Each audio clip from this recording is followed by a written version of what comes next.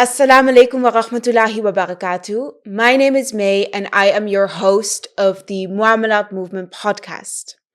This is the very first episode we are filming and I am joined today by Mr. Yasser Derias. Yasser Derias is a student of Shaykh Umar Vadillo, the pioneer in Muamalat of our times, and he also happens to be my husband. Today, I want to pick Yasser's brain a little bit about the fundamentals of Muamalat, mainly the Amal of the al-Madinah, the practice of the people of Medina, which some of you might have heard of already. Today, we're going to unpack the concept. Yasser is going to tell us more about the topic, and we're going to dive deeper. So, Bismillah. Welcome, Yasser. Thank you for joining me today. I would like to start off by asking you, how did you end up here? You're in Ankara right now. You're recording a podcast on Muamalat, but I don't think that this is the position that you were in 1 or 2 years ago or the direction you had for yourself. So can you tell us a little bit about why are you interested in Muamalat? What got you interested in that? And how have you ended up here as a student of Shaykh Umar? That's a good story. So I'm Algerian, as you know. I grew up in Algeria until I grew up in a city called Ngous, in a lovely family, really strong family. Uh, I did my high school there, and then university. I went to the capital of Algeria, Algiers, where I did an engineering school called Polytechnique d'Alger. I did chemical engineering for 3 years after 2 years of an engineering preparation classes. Then, as the habit or the tradition of the people who go to this school, I went to France to finish my studies and eventually to work. So I went to France when I was 22. Yeah, I was 22 at that time, and the first year I just did a normal university. I didn't finish the degree. I just started working for myself as doing different kind of things.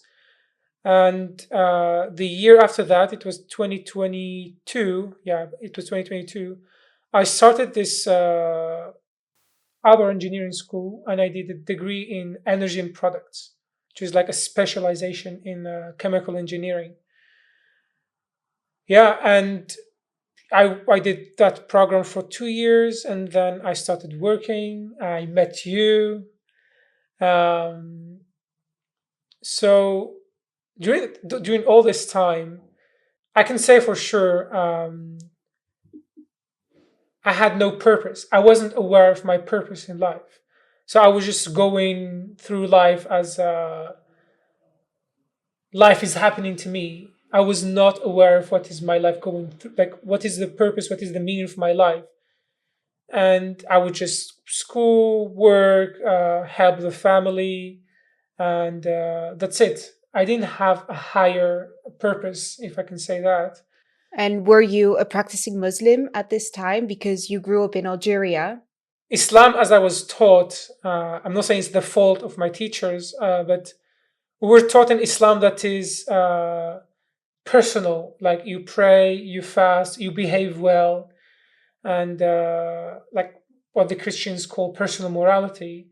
That's the Islam that I was taught. That you just need to behave well, and that is your transaction with Allah. So when it comes to school, to work, to my life in general, I was not taught how does Islam integrate into that part of my life, which you can presume it's a big part of my life. I spent 8 hours a day working. So I can say I was practicing Islam as praying, fasting, but I was not aware of Islam being part of my work or of my studies. And so that's how I was leading my life until a certain point where um, me and my cousins, well, practically me, especially me, I started feeling that gap. What's the meaning of me going to work every day? Where am I going? What's the meaning of life? Why am I here? So I was questioning my, can say it, my existence.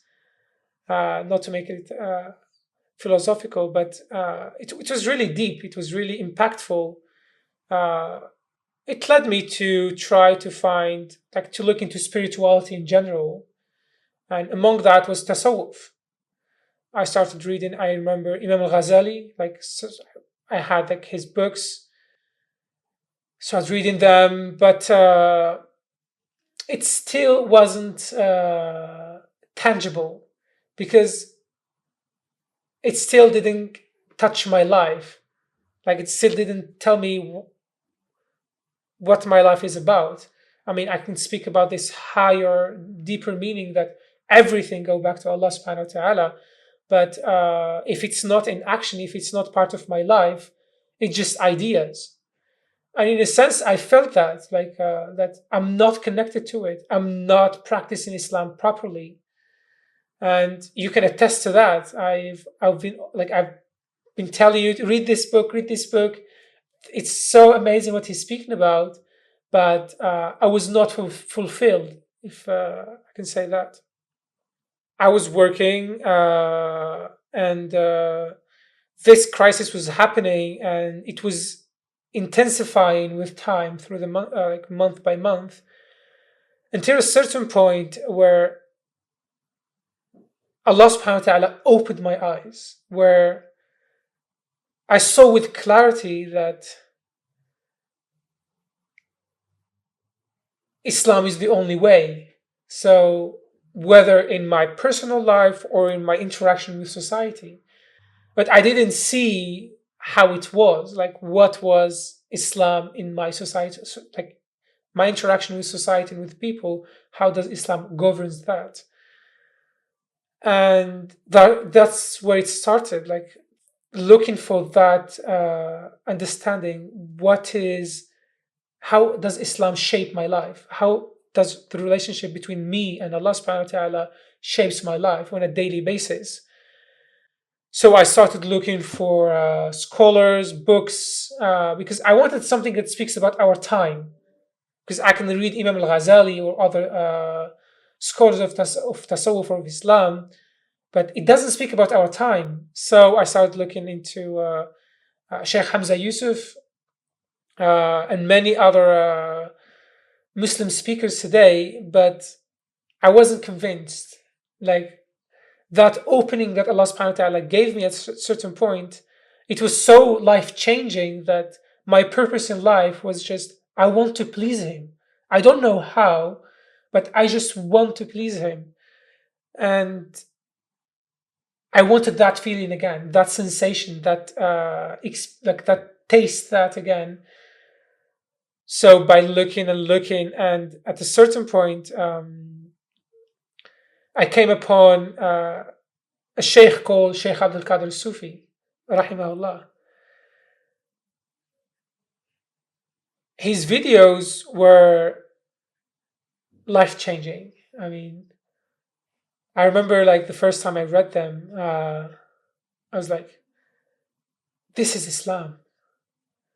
I was not taught Islam, but this is Islam.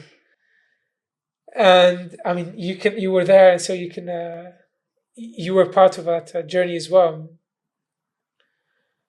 So I remember, like, I was with you, and I was like, okay, I'm gonna just buy all the books of this man because I love him. I've never met him, but what he's saying touches the deepest profounds of myself. And so I read and I read, but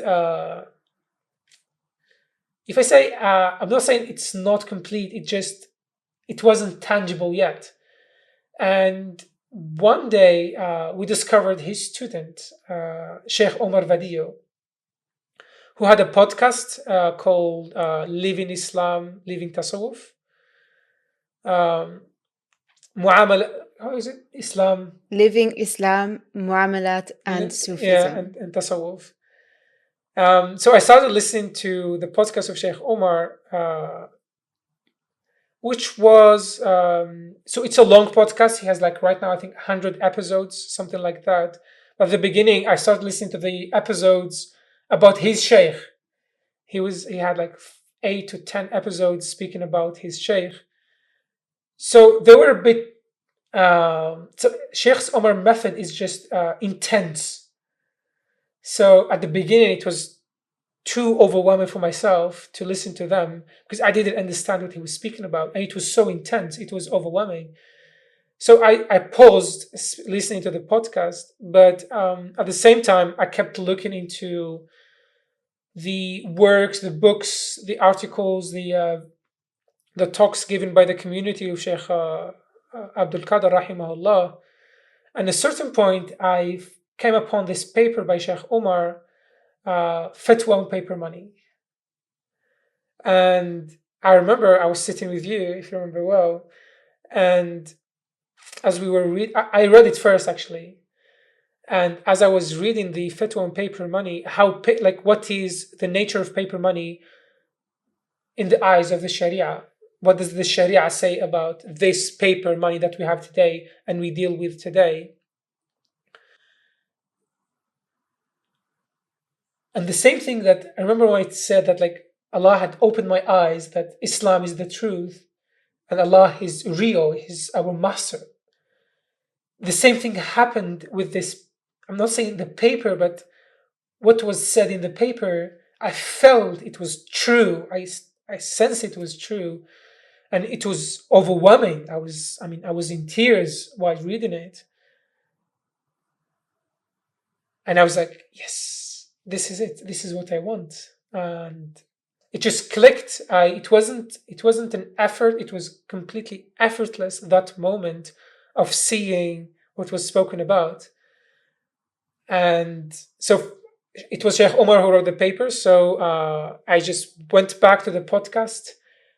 I think I listened to everything in the podcast. I don't say I understood everything, but I just consumed everything that was said in the podcast.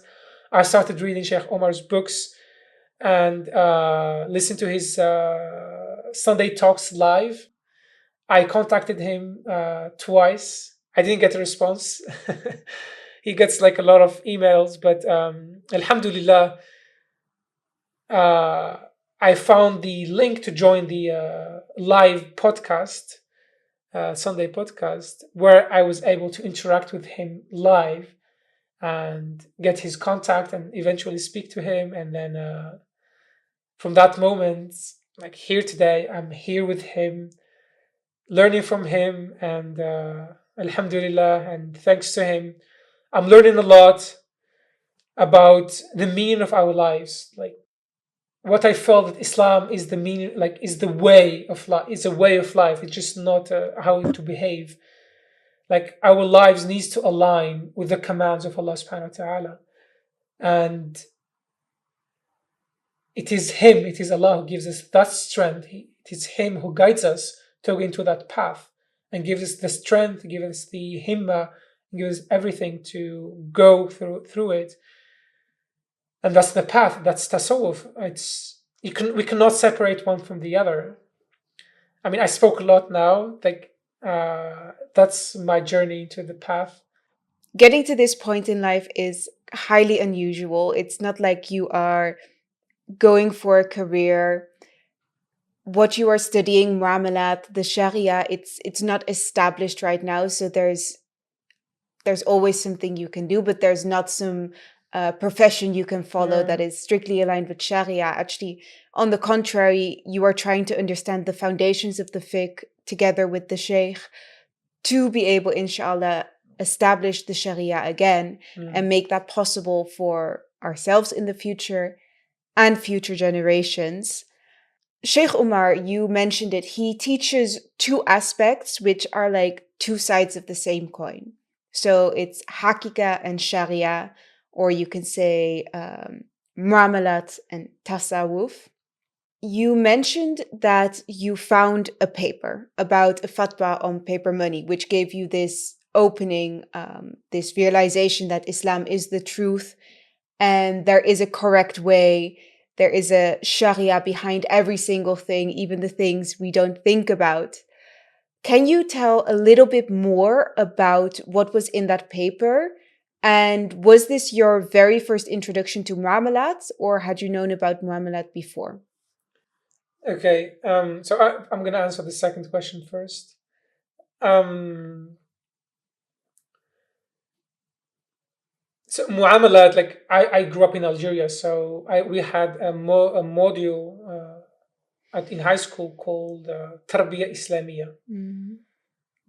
So where we studied Islamic law, Islam in general. So Muamalat was reduced to family matters. um, so that's how I knew Muamalat in the past, but I was never interested in it. It wasn't. It didn't feel like connected to my life. So when I heard Sheikh speak about Muamalat, it was more of a model of a society rather than my personal experience. It is me as part of a society, as part of a community, and that is governed by the commands of Allah subhanahu wa ta'ala. So muamalat is the manifestation or the codification of the commands of Allah subhanahu wa ta'ala for the people. So at, it is fair to say that the first time I learned about muamalat as the correct meaning of muamalat was from Shaykh Umar. And then to the second question about paper money. So in the paper, it was a fatwa on paper money. What is paper money in Sharia? Like what is money in Sharia? Money is part of trade. It is a commodity. It is not a. It is special commodity, but it is a commodity, and money has to be a commodity. That's the first condition, and because it is part of trade, Allah subhanahu wa ta'ala tells us that trade must be with mutual consent. Tijaratun an taradin minkum. So this is the first key point, and the second is commodity and taradi.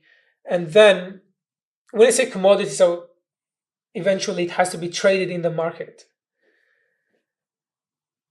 And it cannot be controlled or monopolized by any party. So the paper was speaking about how the history of paper money, what is paper money?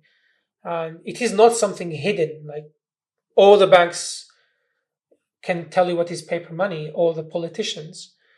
So paper money is basically a paper that was backed by gold in the past, which was called the gold standard, and then eventually it became fiat currency. So it means it's not backed by anything; it's just paper for itself. But what gives it value and credibility is the legal tender, is the government imposing it on the people. So if you are born in Algeria, the government, by means of the constitution, impose on you a paper money called the dinar, the Algerian dinar, ironically. So you look at it. So first of all, it's not a commodity; it's just paper. So it's not traded in the market. It's just printed by the government or issued by a computer. So it's not traded, it's not a commodity. And two, it is imposed by the government on the people. Imposed mean there is no taradi, there is no mutual consent. So paper money doesn't fit these two first criteria. Mm. So paper money is not money. It is a means of terror, basically, of extraction, of fraud. It's a fraud money. And then the paper that Sheikh Omar wrote goes even deeper to speak about the relation between paper money and riba. So, as I said, paper money is a claim on gold or a claim on nothing. When it was claim on gold, let's say like 5 dinars Algerian, let's say it's a claim on 5 gold dinars. Just say hypothetically, this is what it's supposed to mean. In Sharia, if you have a claim, it is called a dain. Mm. So it's something not present. A dain is a debt. So a paper money is an instrument of debt. if it says 5 dinars, so if you have a paper saying 5 dinars, Algerian dinars, that means that Algerian bank is supposed to hold your 5 gold dinars, and you can at any given time go to the bank, give them your paper, they give you the gold. There is a long history there, but I'm just trying to summarize it. So you have a dain with a bank. The dain in Sharia cannot be exchanged for ayn. An ayn is something tangible, present, a commodity that is at hand. So like, that is what money is supposed to be. Yeah. Ayn. So there was an incident in Medina where papers, sukuk, it's called sukuk, papers, what's called vouchers of food that were issued for the people at a time of like for the needy, where the people have like say 5 kilograms of wheat, you have to go to the treasury of Medina, and then they give you your wheat, and then in exchange for the voucher. And they were given vouchers because the food was coming from the port of Medina, so it took time. So just in a matter of organization or logistics, they gave the vouchers beforehand so the people would have them and then they would go collect them. Some people exchanged those vouchers before taking possession of the food. And two companions, Zayd ibn Thabit and Abu Huraira, saw that. And this was during the time of Marwan ibn al-Hakam. He was the governor of Medina. They saw that, so they went to Marwan and they told him, do make riba halal. He was like, astaghfirullah, what do you mean? I mean, and they told him those papers that people are using, exchanging before taking possession, that is riba. Like, so instantly he sent guards to collect the papers and give them to the people to whom they were issued in the beginning. So you see, like the transaction was called riba. And this is riba nasi'a, because you're exchanging something present for something, for a dain, something not present. Paper money, which is a claim of gold, when you exchange it, you are exchanging something that is not present. Like you giving a dain instead of the gold itself. And that is riba. So this is paper money at its core, at its inception. Any transaction with paper money is riba. And then you would say, what about now that it's not even backed by gold? So it is a complete fraud. It's just like a complete lie. I mean, just imagine if one of the companions, one of the scholars in the past comes today and sees a transaction where a person gives paper and the other gives, let's say, strawberries.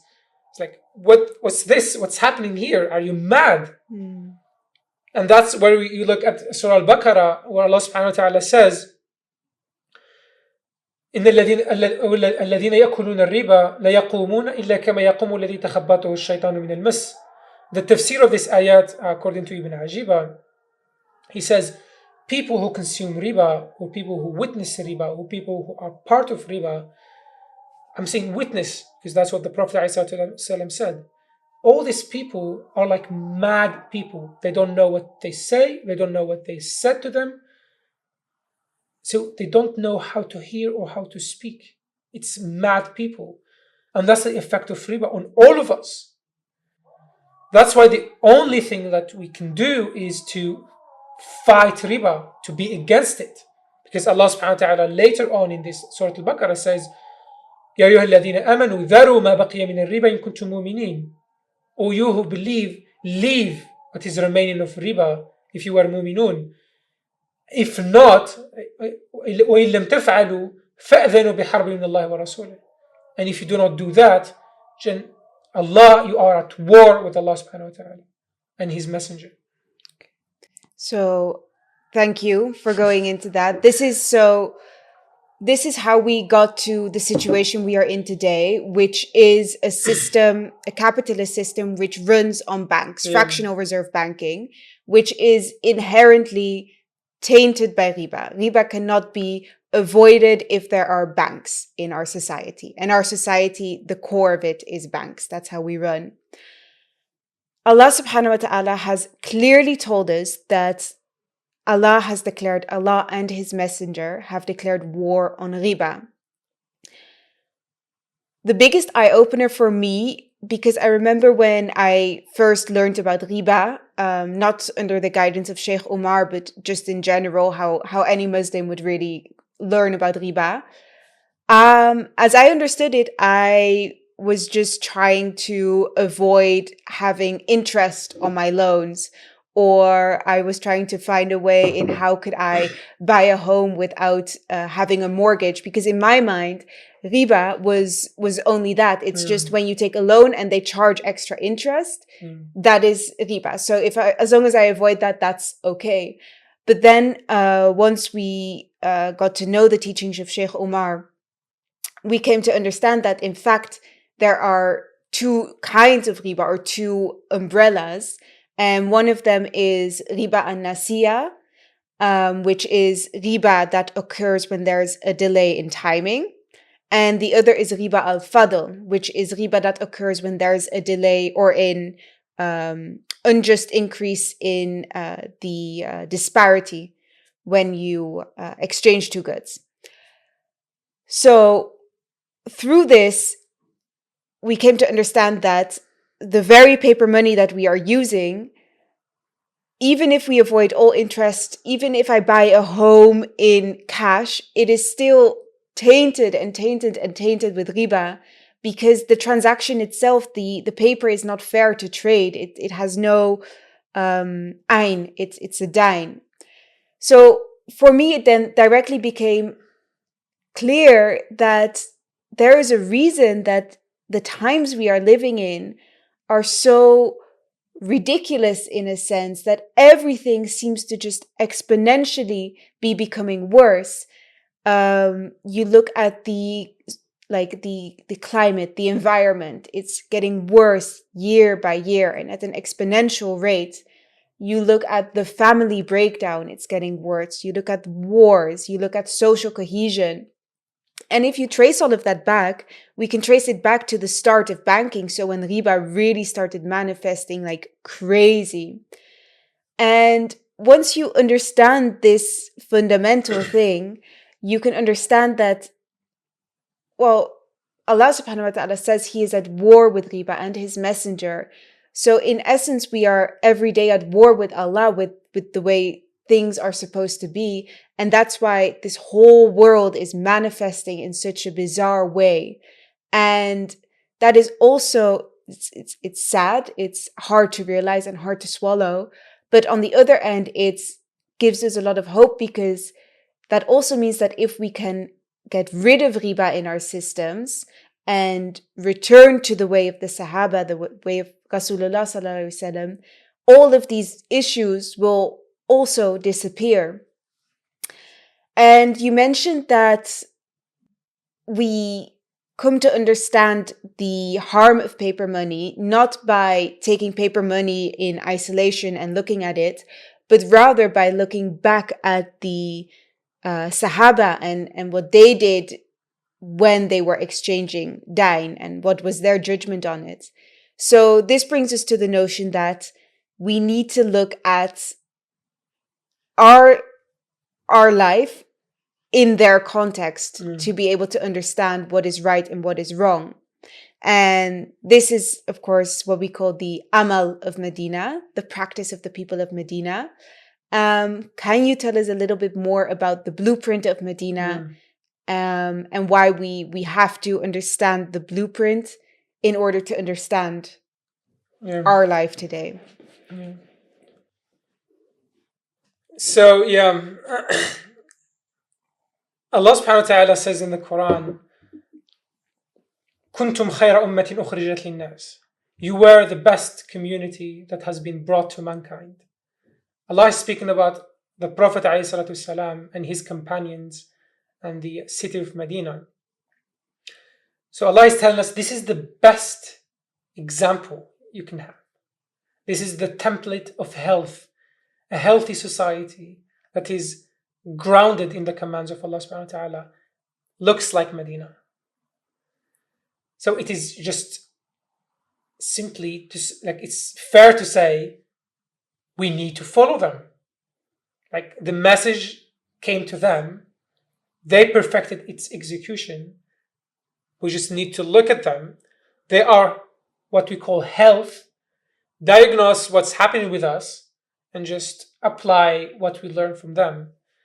And the notion of Amal fi al-Madinah is not a new notion. It was spoken about the most, or like the first man to speak about it, or to promote it the most, was Imam Malik. May Allah be pleased with him, who was the Imam of Medina. So the Amal fi al-Madinah is the practice of the first three generations of Medina. The Prophet ﷺ and his companions, the Tabi'een, who are the people who came just after the companions, and then the Tabi'een of the Tabi'een are the people who came just after the Tabi'een. And so the Amal fi al-Madinah is not a set of ideas or a historical,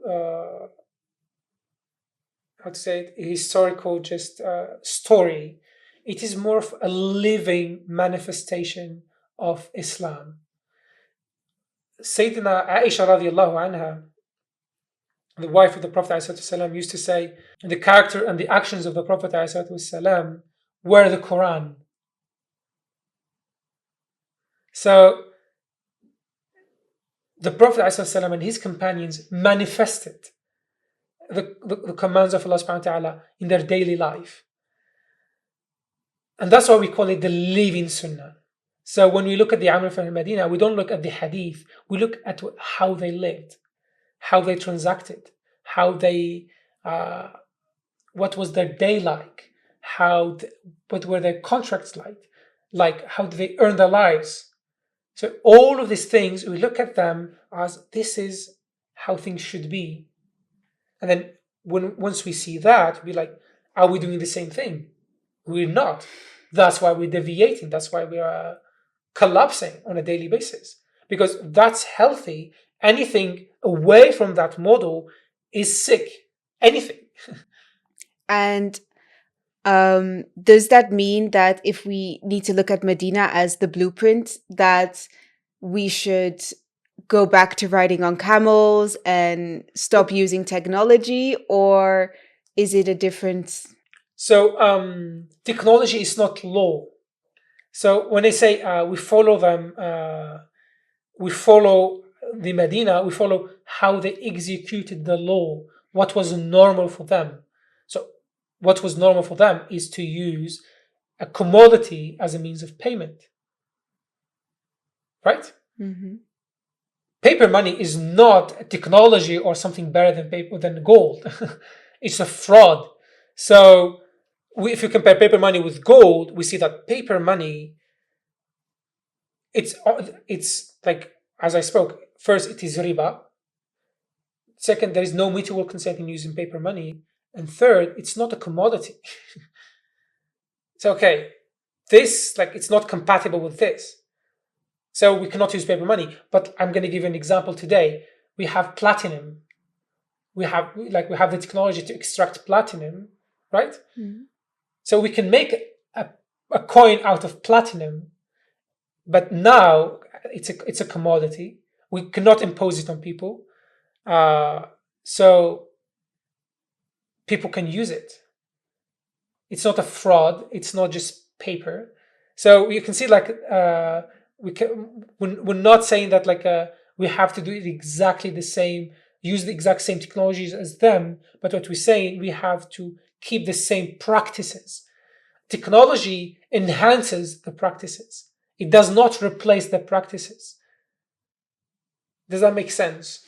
It makes sense. And I'm wondering, if we were to go back to Medina, look at the systems and the model that they had, map it all out, and then apply it today, it means that we can actually use technology to our advantage.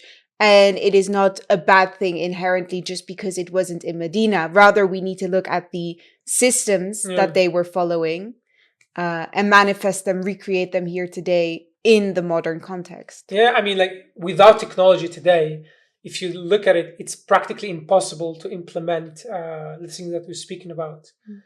Um, because the technology is a gift from Allah subhanahu wa ta'ala. I mean, it's from Allah. Everything is from Allah. We cannot ignore it. It's a gift. We have to cherish it. We have to use it. The only thing that we need to be guided by the commands of Allah. And to say that is we need to be guided by how the Prophet ﷺ applied the commands. Once we have that, the technology just comes in and finds its place so easily with all the parts and aspects of Muamalat. Right. Not only the gold dinar, the public market, all of the other things that we're going to speak about. Yes, and this might be a good way to start speaking about that, because the model of Medina, there's much we have discovered, much left undiscovered, but we can say that there are a couple of fundamental pillars, namely the gold dinar and the silver dirham, the public market, and the financing contracts. Could you say a little bit more about all three of these elements and how they form why are they the core elements? Yeah. So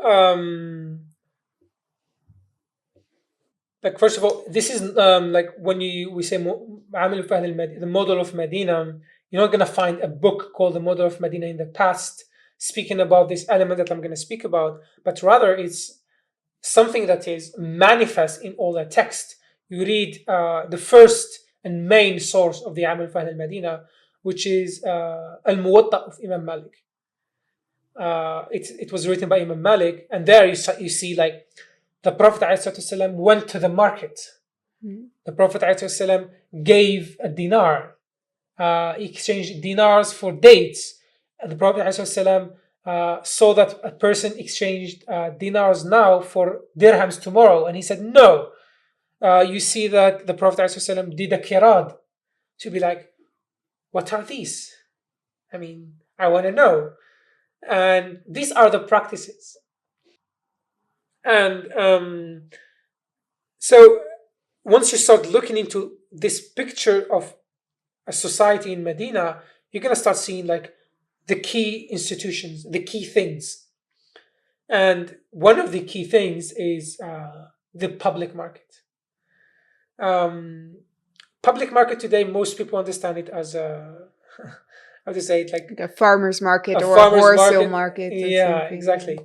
And some people ironically say it's a supermarket. We're going to speak about that later. But public market, you have to understand that the Prophet ﷺ, when he arrived to Medina, upon his arrival, he established the mosque of Medina, the Masjid al-Nabi sallallahu alaihi wasallam. And then a couple of days later, he established a public market for the people. And he established the rules. He said, هذا سوقكم لا تتحجروا ولا يضربن عليه خراج. لا تتحجروا means like do not build any permanent structure with stones, which means you cannot have a permanent claim. There is no my shop or my place. It doesn't work like that. And the second, لا يضربن عليه خراج means no tax shall be levied on it. And that means it is free. It is a right of every individual to go to the market and have a place every day.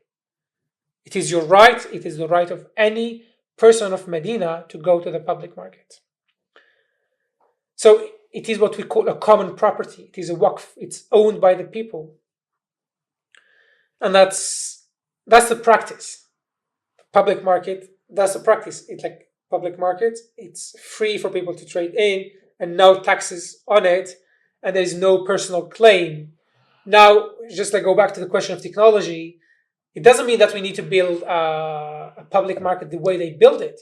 Today we have technology to build something billions of times better in terms of building, structure, logistics. So we do that, but the rules are the rules. It's free for the people. There's no taxes. There is no monopolies. So yeah. So to continue, just the second thing. The second element is the first was the public market. The second is the currency. The currency is, we say, the gold dinar and the silver dirham, not because they need to be imposed on people. They cannot be imposed on people. Impossible. But they're important because that's what the Muslims and practically all the civilizations have chose as the means of, as the currency. And they're important, the gold and silver dirham. They're so important because they are used to calculate the nisab. You know what's the nisab? It's the threshold from which you pay the zakat. The nisab using gold is 20 dinars, and the nisab using silver is 200 dirhams. Is this also in al-Muwatta? Of course. Of course. Just one. So a gold dinar is one mithqal, and the mithqal, I believe it's 77 grains of barley or of wheat. Anyway, so today it's like 4.25 grams of gold, and silver is 7/10 of the weight of gold, which comes to 2.975 grams. So these are the currency of Sharia, and they call the currency of Sharia because they are used for the zakat. They're also used for some of the hudud. Hudud is the punishment of the Sharia. Okay, so you've told us a little bit about some key pillars of the model of Medina. And you mentioned that the public market, it's free. So I could go there tomorrow with anything and have a guaranteed spot to sell there. Without having to pay. But it costs loads of money to build a public market. So how does that work? Who is gonna, if no one is making money off the rent, how does the public market sustain itself, and who makes the initial investment? So to come to that point, we need to speak about the third pillar of the model of Medina, and that is the contracts that are used in the market, and mainly kirad and ijara. So kirad is not like, well, I'm not speaking about anything to do with the banks or Islamic banks, because those have corrupted the Sharia for their to be part of the capitalist framework. But I'm speaking about the original version. So kirad mainly is the contract that is used to finance trade, and it works as following.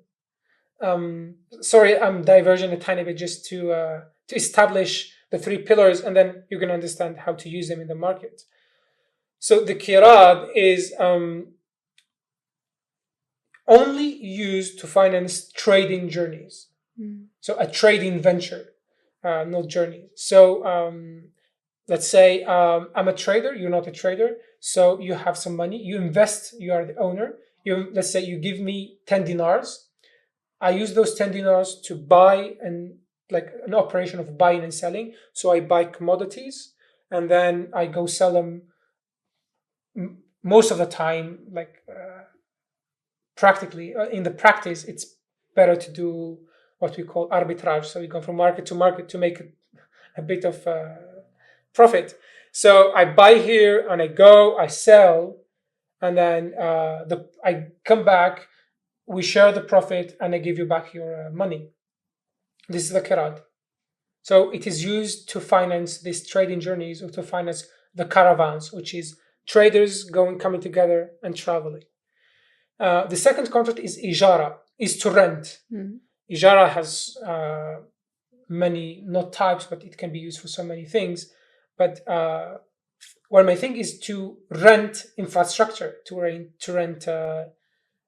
camels, or to rent machinery today, to rent a car, a truck, these kind of things. So these two contracts are so important.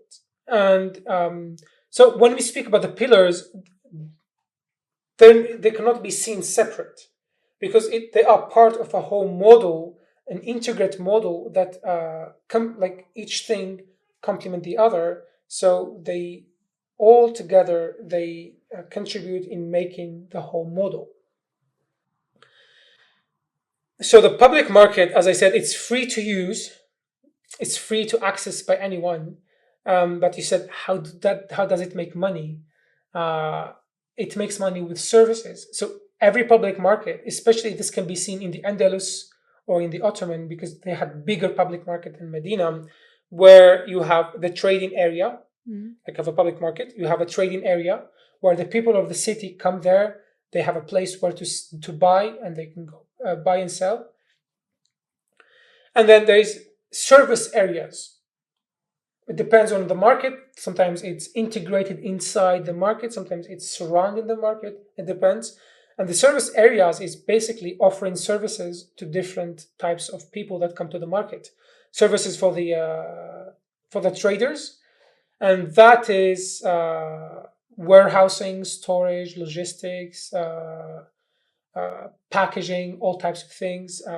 Yeah, and then So things they can use to make their trade easier. to conduct their trade, basically. Yeah, like cold storage rooms, warm storage rooms, and they would just be there at the market. So where they sold and where they produced was in the same space. So it will be organized in a way that is. It depends on the type, on the types of goods that the city usually produce, or the people of the city have. So it could be a specialized public market. It can be a specialized public. Most of the time, it's a specialized public market. So the services are rented. People rent these services, and so traders would, like, if you have access to a storage room, you can rent it, and these fees that are generated by rent are used to finance the public market.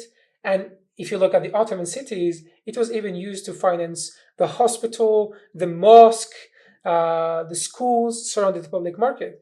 And we can see this clearly in Istanbul here. The Grand Bazaar was established for the benefit of Hagia Sophia. So the fees and the revenue generated by the services of the public market were used to maintain the public market, to maintain Hagia Sophia, and a hospital and a school and a hammam. It's immense. And the services can also be services for the public. So it can be restaurants, coffee shops, amusement, cinema, and parking, everything that you can think of. And other services for other businesses, like workshops, like offices. And so all of this is part of the services offered by the public market for a fee. So the fee, as I said, is going to be used to maintain the public market, but it's going to also be used to maintain and upgrade the infrastructure itself. So this is the model of revenue of the public market. So the market made tons of revenue, or it had the potential at least to make tons of revenue. And then it would not only sustain itself, but it will actually, like, literally overflow into the city and make the city prosperous in institutions that then in turn would also be common good. So there would never be a private owner of any of these institutions, like the hammam or the mosque or the madrasas or the hospitals. To say there cannot be, theoretically it can, but the practice, the normal thing, it was just it was part of they called it in the Ottoman Empire, they called it the Imarat, Imara, which was a unity, an urban unity that was constituted of a mosque, a public market, and some other facilities like hospital, hammam, and school. This was called the Imara, the unity. And this unity was the basis of each city, the unity at the center, and the city start growing around this small unity. And then it cannot just be one public market. It can be here in one neighborhood, another public market here, there. and there can be different specialization. One can be just for fruits and a specialty for carpets. One can be, let's say, because vegetable, this fruit, like food, all the time is part of the public market because people buy it inside every day. But other sections can be used for, like, the specialization can happen in different parts of the public market, and it can be so many things. And then, as far as I know, it used to be maybe a sultan or a very wealthy person that would make the initial investment to start the public market, and the investment was made as a waqf, so it was solely for the sake of pleasing Allah subhanahu wa ta'ala. And the initial investment was never made to gain a bigger investment back. It was a sadaqah, and it was very common. Today we still have Muslim countries. We still have maybe more rich Muslims than ever before. Why is it up to us to work to establish the public market and not up to them? I mean, you can see it both. It's a gift and it's a responsibility. So Allah chooses whoever He wants to choose. Alhamdulillah, Allah opened our eyes to see this. So, inshallah, whenever He wills, more people are going to see it. But for the time being, me, you, and the listeners, whoever is brought to listen to this, Allah has chosen them so they can speak about it and put it into place. Cannot ask why, because I didn't choose it for myself. Allah chose for me. So that's what's important, is it's a gift, because this thing, like, this is, Allah gives you this to bring you closer to Him, but it's also a responsibility. The more He gives you, the more responsible you have to become. And may Allah give us strength, may Allah help us, may Allah support us to be of any use, be good servants in this cause, and to be able to, not to say achieve what He wants us to do, because only Him can achieve whatever He wants, but just to do what is pleasing to Him. And yes, it's a message for myself and for all the listeners. Thank you. So I think we've gone through quite a few topics, and I really wanted to touch upon the Amal of Medina mainly, which is the core way to understand Muamalat and to understand our society. Because, as you said, if you want to understand the disease, and the disease is rampant today, we have to also understand the medicine, which we are slowly doing, alhamdulillah. Thank you so much for taking the time to speak with us today. I hope next time we can dive a little bit more into specific areas of the fiqh to kind of map out this model of Medina to anyone who might be interested, anyone new.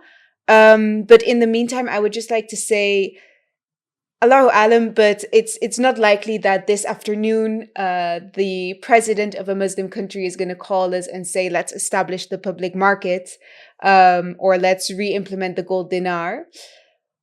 What can I do to make myself useful in the meantime?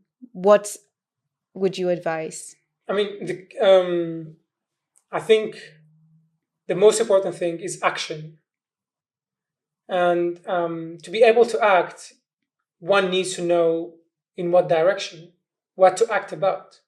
And for that, one needs to learn what are the commands of Allah subhanahu wa ta'ala.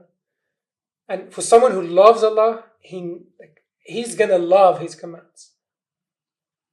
Just it's a no-brainer to how to say. So I think the first thing we need to learn the commands. We need to know them. because they were sent to us. They're not difficult. It's difficult for our minds because we are indoctrinated with this modern thinking, but they're not difficult. And once we learn them, we have to put them into practice. And that's the path.